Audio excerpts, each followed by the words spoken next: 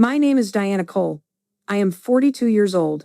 At my in-laws' summer dinner last July, a man I had never expected to see again walked across the room, stopped directly in front of me, and asked if he could see my hands. The entire table went silent. My mother-in-law, Margaret, was mid-sentence about her garden renovation when she stopped speaking. My husband, Ethan, set down his fork. The man's name was Marcus Webb. He was 36 years old, and he was missing the ring finger and the pinky finger on his right hand, and he had walked with a slight hitch in his left leg since the explosion 4 years ago that had brought him to my operating table at 2:40 in the morning. He held my hands in both of his, the scarred right hand and the unscarred left, and he held them the way you might hold something fragile you believed you had lost permanently. He ran his thumb across my knuckles. He said, quietly enough that the room had to lean in to hear it, "These are the hands. I have spent 4 years trying to find you. You held me together for 14 hours and I never got to say thank you." He was crying. I am not built for crying in rooms full of people. Margaret said, from her end of the table, in the voice she uses when something doesn't fit the picture she has arranged for the evening, "I'm sorry, do you two know each other?" Marcus looked at her. He said, "This woman saved my life. She has the steadiest hands I have ever seen."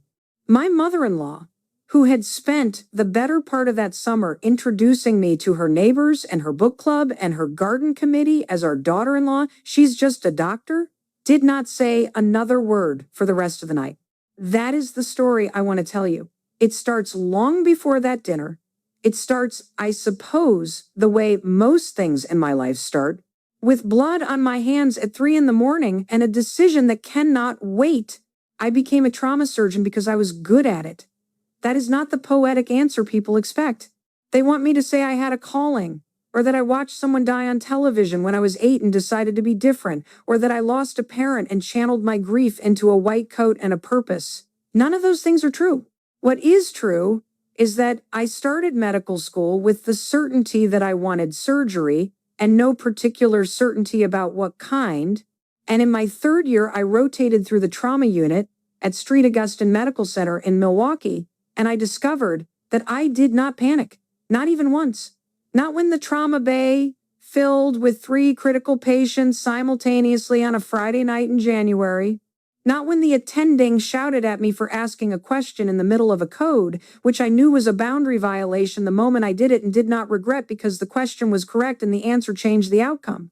Not when I was the only one in the room for 42 seconds with a man whose aorta had been nicked by a car door in a way that made no anatomical sense and was actively killing him anyway, and I had to keep my hands still and my thinking clear until someone else came through the door. I kept my hands still. I kept thinking. That was apparently unusual enough to be remarked upon. My residency director, a woman named Dr. Phyllis Cantor, who had survived 4 decades of hospital politics and had the emotional range of a well-calibrated instrument, told me at the end of that rotation that I had a quality that could not be taught. She did not elaborate. I asked her what she meant. She said, "Most people flinch." She said it the way you might say most people breathe, as though it was a simple, observable fact about the species, not a compliment or a critique, but simply the truth as she had encountered it over 40 years. Then she walked away without waiting for my response. I took that as the highest compliment I had received in my life up to that point. I am not entirely certain it has been surpassed since. I finished my residency at St. Augustine, then my fellowship in trauma and acute care surgery at a level 1 center in Chicago, and then I came back to Milwaukee because I had spent 6 years wanting to come back to Milwaukee without admitting to myself that I was the kind of person who becomes attached to a city. I joined the trauma surgery team at Street Augustine when I was 31, and I have been there since 11 years in the same hospital, which in trauma surgery is a long time. Long enough that I have operated alongside nurses who knew my techniques before I had to explain them. Long enough that the overnight security guard, A man named Wendell, who has worked the back entrance for 9 years, keeps a thermos of coffee set aside for me when I come in before 5 in the morning because he noticed 2 years ago that the coffee from the vending machines made me grimace, and he decided to do something about it. These are the relationships I have built. They are not glamorous. They are real. I have a physical wound that is not dramatic and is not worth dramatizing. My right shoulder has a chronic ache from years spent bent over operating tables in positions that were never designed for a human spine over a long career. Some mornings it wakes me before my alarm. I have been told by a sports medicine doctor that I should consider reduced surgical hours. I have been considering it for approximately 2 years. I have not reduced my hours.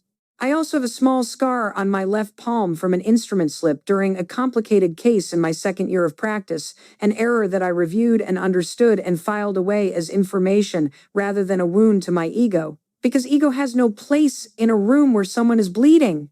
I keep meaning to have the scar properly assessed by a hand specialist. There is always something more urgent. This is the texture of my life. I have a habit that Priya calls catastrophic and I call efficient, which is that when I am in social situations, I arrive approximately 15 minutes early and then immediately run out of things to say.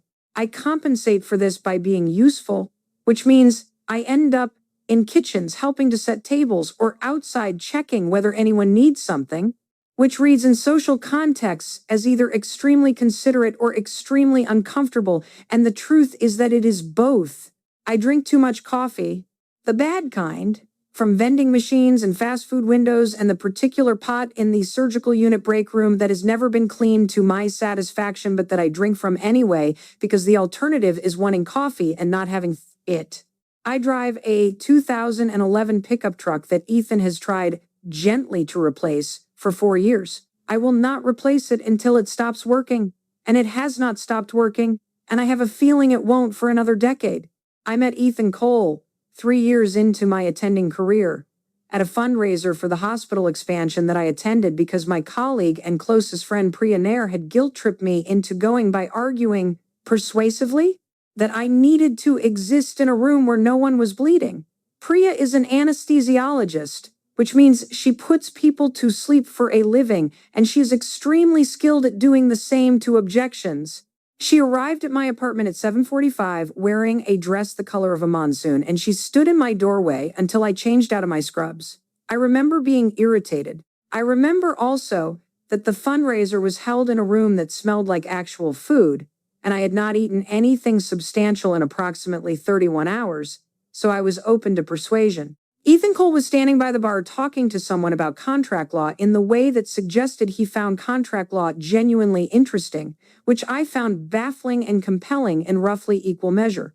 He was tall in a way that made him easy to locate in a crowded room.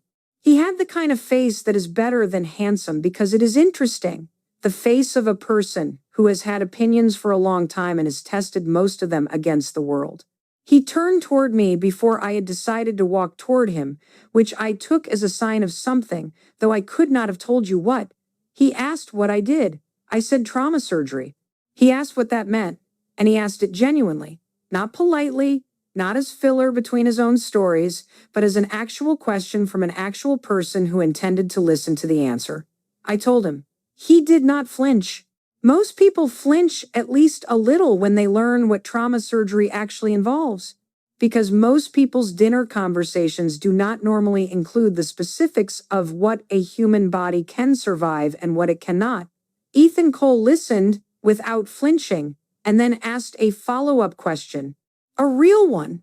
I married him 14 months later. That is not the whole story of us. That is just the beginning, which felt uncomplicated and which I appreciated. The Cole family was not uncomplicated. I understood this in stages, the way you understand the temperature of very cold water. At first it is just cold. Then you realize it is colder than you thought. Then you wonder whether it has always been this cold or whether it gets colder the longer you stay in it. Margaret Cole, Ethan's mother, is 68 years old, and she is the kind of woman who has an opinion about every room she enters and most rooms she doesn't. She is also the kind of woman who works very hard to make those opinions feel like observations, as though she is simply noting facts about the world as she encounters them, rather than shaping what she sees to fit a picture she decided upon before she arrived. She has a laugh that fills a room. She is genuinely funny sometimes, which makes the other times harder to navigate because you keep waiting for the funny version and receiving the other one instead.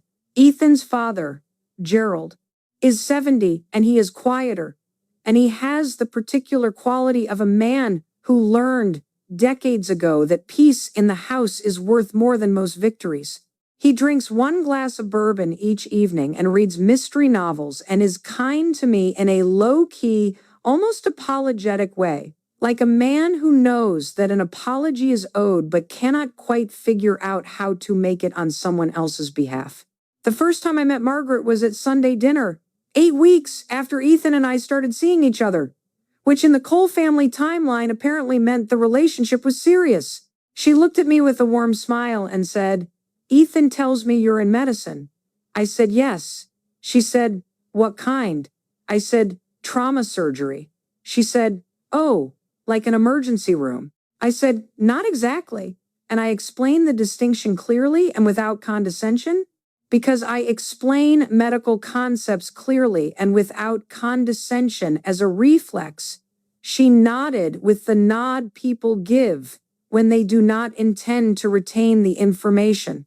Then she said, "It must be so rewarding," and turned to ask Gerald to pass the bread. That was the entire conversation about my work. I noted it and moved on, because I had been warned by Priya, who had met Margaret once at a hospital gala, that first meetings with Margaret Cole are not final judgments, and that the woman had a learning curve that was shaped more like a switchback road than a line. The second time I met Margaret, she told a neighbor at a community gathering that Ethan's girlfriend did surgeries at the hospital. Not trauma surgery, surgeries. No specialty, no context, no differentiation from any other surgical role, like I was a mechanic who happened to work on an unusual model of machine. I let it go. People misremember titles. I know this because I am not particularly interesting at parties and people fill the silence about me with whatever they've managed to retain, which is often less than what was offered. I gave her the benefit of the doubt because Ethan loved her and because I had no evidence yet of anything other than a woman who hadn't been listening carefully. The third time, at her neighbor Helen's birthday gathering, Margaret introduced me by saying, "This is Diana. She's a doctor. Just a doctor." 2 words that sit perfectly benign when examined individually and somehow add up to something else. Helen said, "Oh, how wonderful. My nephew is also in medicine." And they talked about Helen's nephew for 6 minutes while I stood at the edge of the conversation and smiled and said nothing and thought about a patient I had seen that morning whose post-operative progress I needed to review. I am good at standing at the edges of conversations. Years in operating rooms will do that to you. You learn that most of the noise in a room is not relevant to what you are trying to accomplish, and you develop the ability to stand inside that noise without being carried by it. These introductions did not stop. They continued across the next 6 years.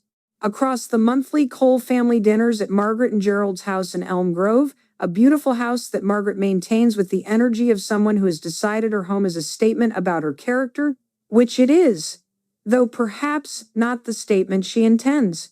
Across the neighborhood gatherings and the holiday parties and the events Margaret considers important and attends with the organizational precision of someone planning a military campaign. At each one, I was, "Diana, she's a doctor," or "Our daughter-in-law, she works at the hospital," or "Diana's in medicine, she does surgeries." Never the full name of what I do, never the specific work. Never the 15 years and the several thousand patients and the particular quality that Dr. Phyllis Cantor told me could not be taught. Ethan's brother Daniel is at most of these dinners. Daniel Cole is 40 years old and he is loud and funny in the way of men who have been funny their whole lives, which is with a slight edge of not quite reading the room, on the occasions when the room requires something other than entertainment. He runs a construction development firm, and he is good at it. And he talks about it the way men who are good at things sometimes talk, which is with a confidence that assumes everyone present will find the subject as compelling as he does. I did not mind Daniel. I found him mostly harmless and occasionally genuinely amusing. Daniel's wife Christine and I found each other early in the family dinner routine and have maintained a quiet alliance based primarily on shared eye contact across tables and the mutual understanding that we are both women who are better at their jobs than at making small talk about their jobs. Christine works in landscape architecture and has the patience of someone who designs things that take years to become what they are meant to be. I like her very much, and I trust her entirely, which is a combination I do not often find. What Margaret understood about my work after nearly 7 years of marriage was approximately this. I worked at a hospital, I operated on people, I was sometimes called in at night or on weekends, and I found it difficult to discuss at dinner. This last part she took personally. I know because she said so to Ethan once, in the kitchen, in the voice she uses when she believes she is being quiet but is not. She said, "It's not that I don't respect what Diana does. It's just that she never shares anything about it. I'm her mother-in-law. I feel like I know nothing about her." Ethan relayed this to me without commentary, which is one of his skills and also one of his limitations. I sat with it. I understood what she meant, and I also understood that what she wanted was something I could genuinely not provide, which was the ability to talk about my work the way another person might talk about their law cases or their landscaping projects or the ongoing saga of the garden renovation. I could not do that because the material does not survive the translation. What I do does not become small talk. It remains what it is. A 28-year-old woman with a traumatic brain injury from a car accident does not become an anecdote I share over roasted chicken. She stays a 28-year-old woman, and I carry her the way I carry all of them, quietly and without ceremony.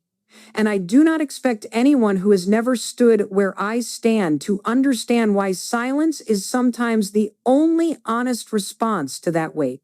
The sirens were the other thing. Milwaukee is a city with the sounds of a city, and sirens are a constant component of the urban background, the kind of noise that most longtime residents develop a functional indifference to. I never developed that indifference. I cannot. For me, a siren is not background. A siren means someone is coming, and their window is closing, and whatever happens in the next several minutes will determine whether they live to see another morning. My nervous system does not know the difference between a siren I can do something about and a siren I cannot. It responds to both the same way, with a sharpening, a tightening across my shoulders, a readiness that my body produces automatically and that costs something each time it fires. If I am caught off guard by a sudden car horn or a vehicle backfiring on the street, the same response activates. I have learned to manage. Ethan told her I was fine. She said to him, "She just seems so nervous. She seems fragile, like something could break her." I am the least fragile person I know. I know this not as a brag, but as a medical assessment, because I have measured myself against circumstances that would break most people, and I have remained functional. But fragility and distance look similar from outside the door, and Margaret was always outside the door because I had never figured out how to open it for her, and she had never knocked in a way I could hear. That summer, the summer of last July, I had been a trauma surgeon for 15 years. In that time, I had operated on several thousand patients across 2 hospitals and 1 additional engagement as a civilian surgical consultant in a situation I am not going to describe in detail because some of what happened there is not mine to share, and some of it I am still processing in the particular slow way that certain things require. I had lost patients, more than I can count, which sounds wrong until you understand that keeping an active count would be its own kind of damage, the kind that accumulates until it breaks the mechanism it's living inside. I had also saved people. I knew this. My colleagues knew it. The hospital's outcome data knew it, in numbers that I could look at on a computer screen on days when I needed to see something measurable. The people I saved knew it somewhere in their bodies, if not always in their explicit memory. Because trauma surgery is something that happens to you while you are unconscious or barely conscious. And the person who wakes up in recovery is meeting the surgeon's outcomes rather than the surgeon's hands. That distance is intentional. It is part of the structure of the work. It is also why, when Marcus Webb found me 4 years later, I had to go searching in a specific part of my memory to find him. Not because he was unimportant, but because the patients I save are stored in a deeper and less accessible place, because if I kept them all at the surface, I could not function in the same room as the ones who didn't make it. The dinner last July was Margaret's summer gathering, which she plans each year with the organizational energy of someone who considers hospitality a form of precision work. It was scheduled for a Saturday in mid-July, billed as a family gathering with a few friends, which in Margaret's vocabulary means approximately 20 people in her backyard, with catered food and enough floral arrangements to suggest either celebration or mourning depending on your frame of mind. She had mentioned it to me in May. She had sent a formal invitation by card to our house in June, which I thought was unnecessary given that I had already said yes, but which I also understood was her way of making something real. I noted the date in my phone with the category tag I use for events I must not cancel, regardless of what comes up at the hospital. A category I use sparingly, because the hospital does not have a category for events I cannot be pulled from. This one made the list. It mattered to Ethan, and I knew it. I arrived at work that Saturday at 5:15 in the morning because I had been paged at 4:40 for a patient in the ICU whose overnight numbers had shifted in a direction I did not like. By the time I left the hospital, it was 3 in the afternoon and I had been awake for 11 hours and I had made approximately 1,400 decisions, most of them small and a few of them significant. And my right shoulder was doing the thing where it aches in a spreading way rather than a pointed way, which I have learned to interpret as a signal to go home and sit down rather than an invitation to push through. I drove home.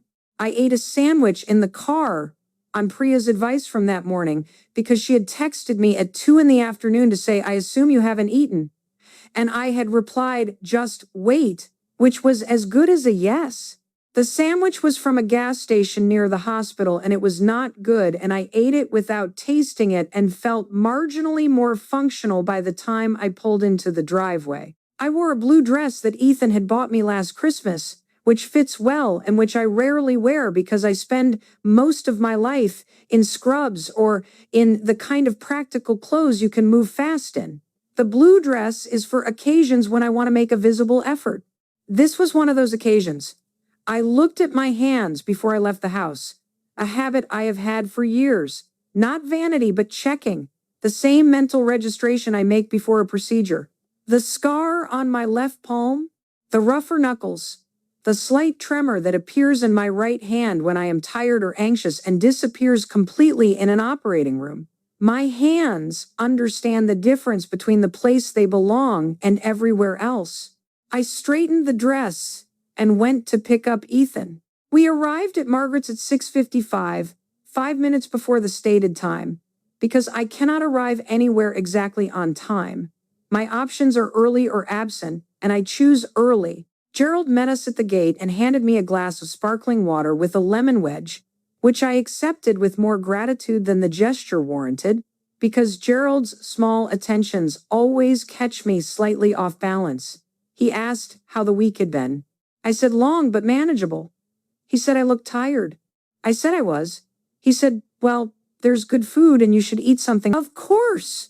She took my arm and steered me immediately toward a group of her neighbors, women I had met at least twice before and did not recognize, and introduced me by saying, "This is our daughter-in-law Diana, and she's a doctor."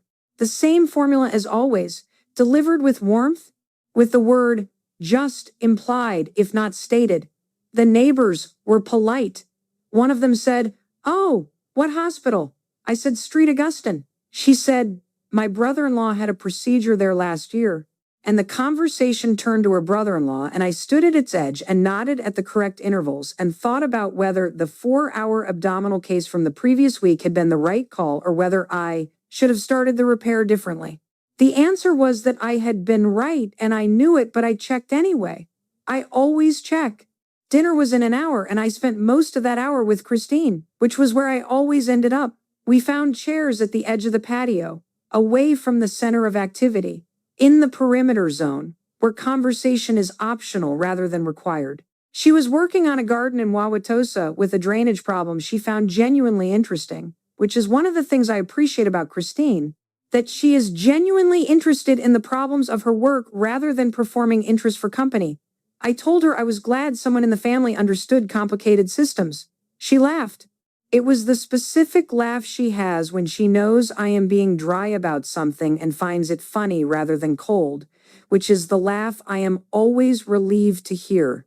The food came out and the tables were arranged, and I found my seat beside Ethan, who put his hand briefly on my back when I sat down, which is the gesture I have come to recognize as his version of saying, "I see you, you're okay, we can do this."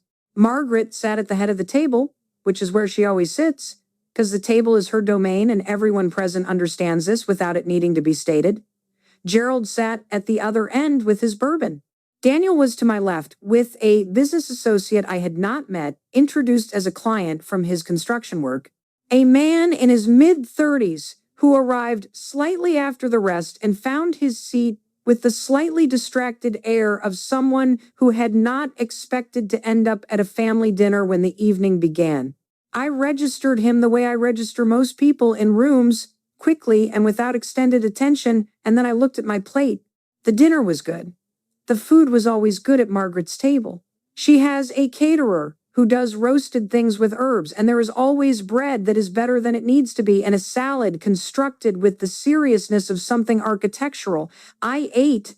Ethan and Daniel talked about a property Daniel was developing. Christine asked me about a surgical technique she had read about in a magazine article, which was not accurate to how the technique worked, and I corrected it gently, and she asked a follow-up question that was better than the first one.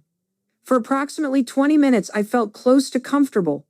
Then Margaret, from her end of the table, said, "Diana, I was telling Helen earlier about your work, and she has a question for you." Helen, the same woman from years ago, smiled and said, "I was just wondering, is it hard to turn off? I get the sense that people in medicine carry their work home with them." She was being friendly. She meant well. I said, "You learn to manage it." Margaret said, "I always think it's interesting." She said, "Some people can leave their work at the door, and some people, well, it just follows them, doesn't it?" She said it without any particular edge, but with the particular quality of an observation that she has made before, about me, in rooms I was not in. I said, "It depends entirely on the work." Margaret said, "Yes, I suppose it does." It was the kind of exchange that is almost nothing, and also exactly something. Helen said, afterward, in a voice that believed itself private, "She is very quiet, isn't she?" Margaret said, "She's always been a bit reserved. I ate my food. I said nothing.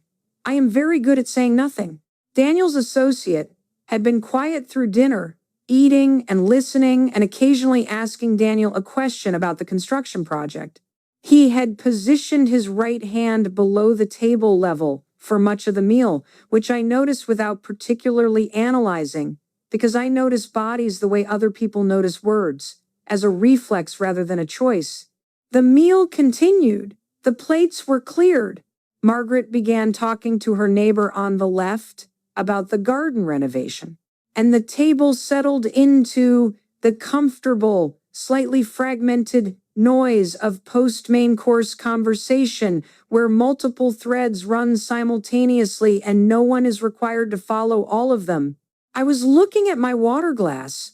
I had been thinking, in the vague sideways way I think when I am tired, about the patient from the previous week, the woman with the abdominal complication, turning the 4-hour case over again to check for anything I would have done differently and finding, as I always find when I have operated correctly, that I would not. Ethan said my name.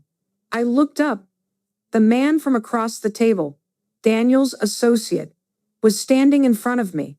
I know what my hands look like. A surgeon's hands, which are trained hands, which are also tired hands. The scar on the left palm, the rougher knuckles from years of surgical scrub, the slight tremor in my right hand that was present now because I was tired and in a social setting and my body knew it was not in the place it belonged.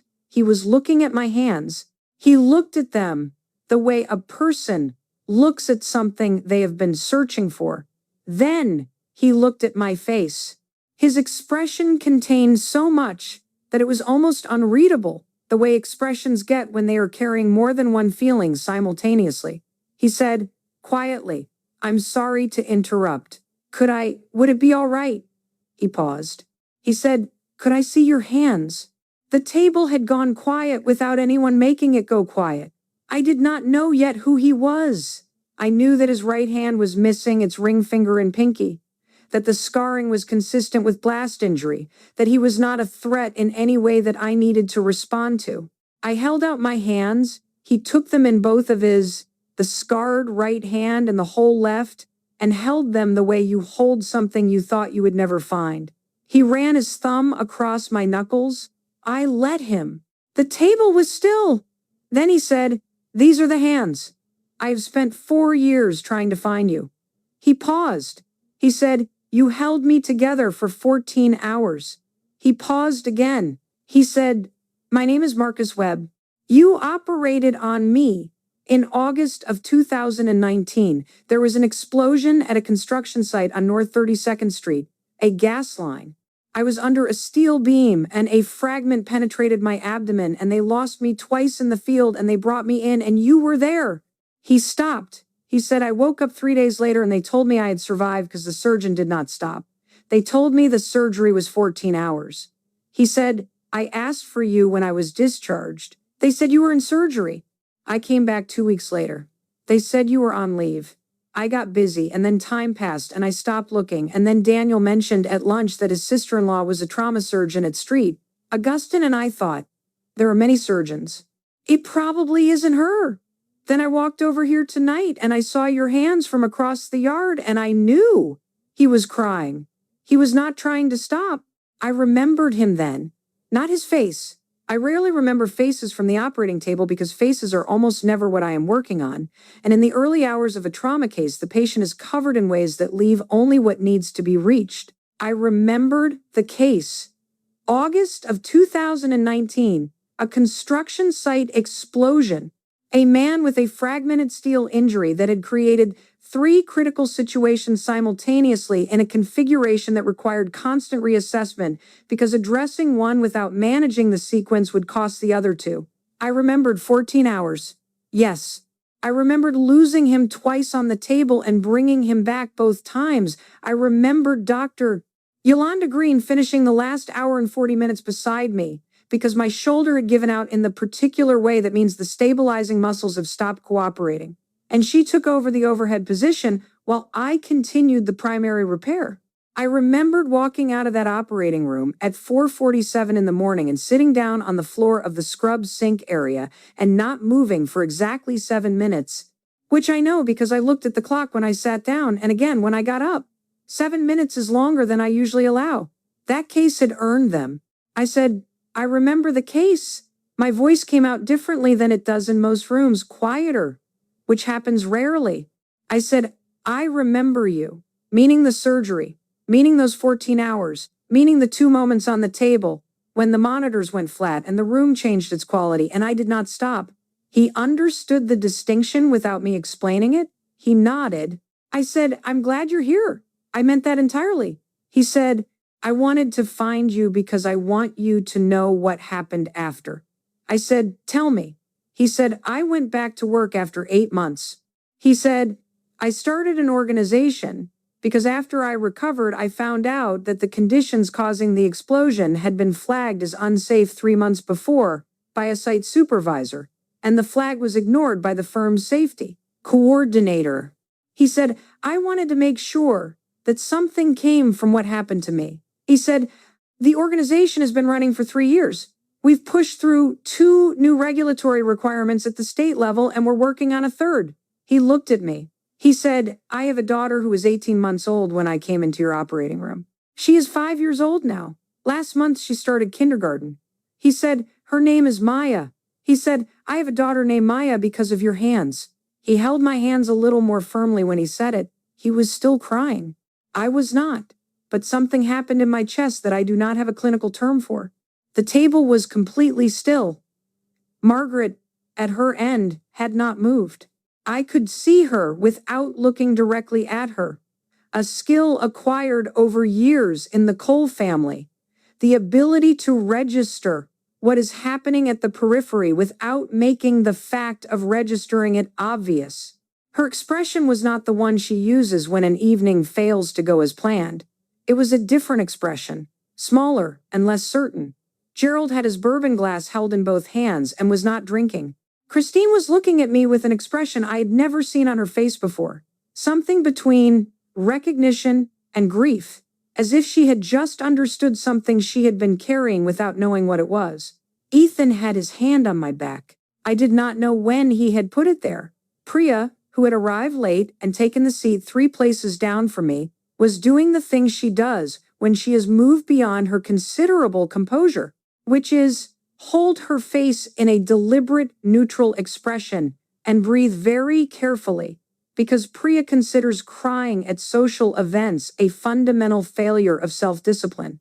Even Priya, with all her discipline engaged, was breathing with great care. Margaret said, from the end of the table, in a voice I had not heard from her before, smaller and less certain than her usual register, I didn't know. She said, I'm sorry, I didn't know. I said, there's no reason you would have. She said, I've been telling people. She stopped. She tried again. She said, I've been saying you're just a doctor. The word just sat above the table for a moment with nowhere to go. She said, I didn't mean. She stopped again. I have never heard Margaret Cole fail to finish a sentence. She said, I didn't understand what you did. I said, most people don't. I was not saying this to be generous. It is true. Most people have never needed a trauma surgeon, and unfamiliarity is not the same as dismissal. But in Margaret's case, the unfamiliarity had become a frame. She had made what she couldn't understand smaller, because smaller things require less space in the picture of the world she was maintaining. I could see this from where I was sitting in a way I could not have seen it from across several years of just a doctor introductions, and I thought, this is what happens when someone shows you the size of a thing from the outside. Gerald set down his bourbon glass. He said, Diana? I looked at him. He said, I owe you an apology too. He said it the way he says everything, with economy, without flourish, and it was enough, more than enough. Daniel, beside Marcus, was looking at his associate with an expression that contained both astonishment and the particular discomfort of a man who has realized that a story of consequence has been playing out close to him for years and he did not notice. He said, Marcus, why didn't you tell me? Marcus said, I didn't know she was your family. I came tonight because you invited me. Daniel said, she's been at these dinners for 7 years. Marcus said, how would I have known? There was no answer to that, and Daniel knew it. And the knowing settled over him in the specific way that certain truths settle over people. Priya, from 3 seats down, said, Diana. I looked at her. She said, eat your dessert. It was precisely the right thing to say, in the precise tone she has when she is being funny, because the alternative would break her composure, and something released at the table like pressure from a closed room when a window opens. Someone made a noise that was almost a laugh. The evening breathed again. Marcus sat down, at Gerald's invitation, in the empty seat beside Christine, and stayed for the rest of the dinner. He talked about Maya and the safety organization and the regulatory campaigns in the way that people talk about work that came from necessity and became their purpose. He was funny in a low, easy way. He was good company. He ate 2 pieces of Margaret's strawberry tart and told her it was the best tart he had ever eaten, and she said, well, I'll send you home with the rest of it. And the way she said it was not her social voice, but her real one. After dinner, while people gathered their things and the evening made its noises of conclusion, Margaret came to find me. I was standing near the gate with Ethan. She approached with the slightly visible effort of someone who has decided to do something uncomfortable and is committed to doing it without retreat. She said, "Diana, can I have a moment?" Ethan moved away without being asked. He is good at this. Margaret and I stood near the gate in the cooling evening and she said, "I want to tell you something." I waited. She said, "My father died in surgery." She said it without preamble. She said, "I was 8 years old. He went in for something they said was routine and he didn't come out." She looked at me directly in the way she rarely does. She said, "After that, I always had trouble with hospitals, with doctors. I found it easier to keep them at a distance." She stopped. She said, "I think I made your work smaller in my mind because it was easier than thinking about what it means that your job exists. If your work is real, in the way that man made it real tonight, then what happened to my father is real, and I've been carrying that for 60 years without looking at it directly." She said, "I know that's not your problem to fix." I said, "No." I said, "But thank you for telling me." She said, "I'm going to do better." I said, "I know." She stood for a moment looking at me, and then she put her hand on my arm, briefly, in the way she does with people she is at ease with, which she had not done with me before in 7 years, and then she went back inside. Ethan came back to my side. He asked what she had said. I told him about her father. He was quiet for a long moment. He said, "I didn't know she'd talked to you about that." I said, "She hadn't before." He was quiet again. He said, "I should have said something." I asked what he meant. He said, "When she introduced you as just a doctor," he said, "I heard it every time. I thought I was keeping the peace." He said, "I think what I was actually doing was keeping quiet, which is not the same thing, and I knew the difference and did it anyway." I let that sit between us for a moment. I said, "You weren't wrong, that it wasn't worth a fight." He said, "Maybe not." But it accumulated, and I watched it accumulate, and I didn't do anything about it. I said, "Ethan." He looked at me. I said, "We're okay." I said it because it was true, and also because I have been a trauma surgeon for 15 years, and I understand, in my body, if not always in my vocabulary, the difference between damage that can be repaired and damage that should simply not have been done. What he was describing was the second kind. He knew it, I knew it. We were going to be okay anyway, not because the accumulation didn't matter, but because we are two people who, when the accounting is done, choose to stay in the room together and do the work. On the drive home, I looked at my hands on the steering wheel, the same hands they always were, the scar on the left palm, the rougher knuckles, the tremor in my right that was present now and would be gone by morning. The hands that had held Marcus Webb together for 14 hours on a table in August of 2019. The hands that had reached into thousands of bodies and done what needed doing without flinching.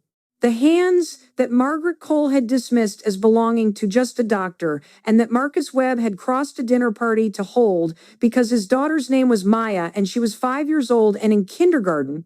And none of that would have been true without these hands on that night, making the decisions that could not wait. I kept them steady on the wheel. I got us home. Marcus Webb sends me a photograph every year on the 14th of August. It is always a photograph of Maya. In the first one, sent 2 months after he found me, she is holding a green crayon and looking at it with the focused intensity of a child who has discovered the thing she's holding might be important. In the second photograph, she is wearing rain boots the color of tangerines and standing in a puddle with an expression of great satisfaction. In the most recent one, she is in a kindergarten classroom with a gap-toothed smile that takes up most of her face and a drawing in her hand of what appears to be a dog, or possibly a large cat. I keep the photographs in the drawer in my office at the hospital, next to the documentation from the State Trauma Registry, indicating that I have the 4th highest survival rate in the Midwest for penetrating abdominal trauma. I mention the number not because numbers are the point, but because I sometimes need something measurable to look at, something outside my own memory, on the days when the weight of the work sits heavier than usual. I have both the photographs and the number. I take out both on hard nights. They are different kinds of evidence for the same thing. Margaret Cole and I have had several conversations since last July that we did not have in the 7 years before it. They are not long conversations, and they are not without the awkwardness of two people learning to speak in a register they have not used with each other before. but they are different from what came before. She asked me at the August dinner what a successful surgery feels like. I told her honestly. She listened without reaching for something else to say. She asked, "What about the ones that don't?" I told her that too, as honestly as I was able. She was quiet afterward, and then she said, "My father's name was Arthur." She said, "I don't know if anyone fought for him the way you fought for Marcus." I said, "I don't know either, but someone tried. That I can tell you." Arthur was not much older than 40 when he died, which made Margaret 8 years old and her father younger than I am now, and he has been in the waiting room of her memory ever since. I understood her better after that conversation, not in a way that erases the 7 years of just a doctor, but in a way that explains it. Explanation is not absolution, it is just the fuller picture. Priya asked me, a few days after the dinner, whether what happened felt like a resolution. I thought about it honestly, because Priya deserves honesty, and also because she can tell when she's getting the easier version. I said, "More like a reckoning." She said, "What is the difference?" I said, "A resolution means something is finished. A reckoning means you can see it clearly." She said, "And is that enough?" I said, "It is more than I had before." She stole one of my crackers without asking, which she's been doing for 11 years, and said nothing further about it because she understands that I have a daily quota for introspection and she had just watched me reach it. I went back to Street Augustine the following Monday, and I was in the operating room by 6:40 in the morning, and I did not think about the dinner or Margaret or Marcus or Maya or any of it until I was scrubbing out at 9:40 in the evening, when I stood at the scrub sink and looked at my hands under the running water and thought briefly, clearly, without sentiment, "These are the hands." Then I dried them and went back to work. I want to say something about the version of this story that I've been asked to tell, usually by well-meaning people who want to make it about the moment of recognition, about the look on Margaret's face, about a woman finally being seen after years of being made small. I understand why that version is satisfying. I understand the shape of it and why it lands where it does. But it is not the actual story. And the actual story is more inconvenient because the actual story is that the work was always real. It did not become real when Marcus Webb held my hands in front of 20 people at a dinner party. It did not need a witness to be what it was. The 14 hours in August of 2019 existed before anyone in that backyard knew about them, and they will continue to have existed long after the dinner is a thing we mention only occasionally. The work does not require a dinner party to make it real. The work is real on the nights no one is watching. In the operating rooms where the only people present are the people fighting to keep someone alive, and that realness does not diminish because the rest of the world does not know about it. What Marcus Webb finding me was, and I have sat with this long enough to say it clearly, was a grace I did not earn and did not require. It was a gift. Gifts are not proof of value. They are additional and they are welcome, and I hold this one carefully, but I do not mistake it for the thing that makes the work matter. The work mattered on the night it happened. It mattered in the 7 minutes I sat on the floor of the scrub sink area at 4:47 in the morning. It mattered every day in the 4 years before the dinner and will matter every day after. What I know, after 15 years and several thousand patients and one summer dinner and a photograph of a gap-toothed 5-year-old in a kindergarten classroom, is something I would not have had the words for when I started. You do not need to be seen to be real. You do not need a room full of people to go quiet and look at you before the work counts as work. The value was always there. In the hands, in the hours, in the decisions that could not wait for anyone's acknowledgement before they had to be made. When someone finally sees it and names it correctly, something does happen, something I do not have a clinical name for, but it is not the moment the work becomes true. It is the moment you realize you were allowed to know it was true all along. I am Diana Cole. I am 42 years old. I have steadier hands in an operating room than I do at a dinner table, and a quieter mouth than most people find comfortable. And I have spent 15 years holding people together, in the dark, in rooms where noise would only cost something. I did not need a dinner party to make that true. But Maya Webb is 5 years old and in kindergarten. And I was at the table the night her father almost wasn't. And some mornings I open that drawer and take out her picture. And it is enough. It is more than I asked for and more than I expected and more than I can fully name. The truth a life like mine proves, the one I carry after all of it, is not that the quiet ones are stronger than they appear, though they often are. The truth is simpler and harder and more durable than that. Dignity does not require a witness. The work is real whether or not the room knows your name.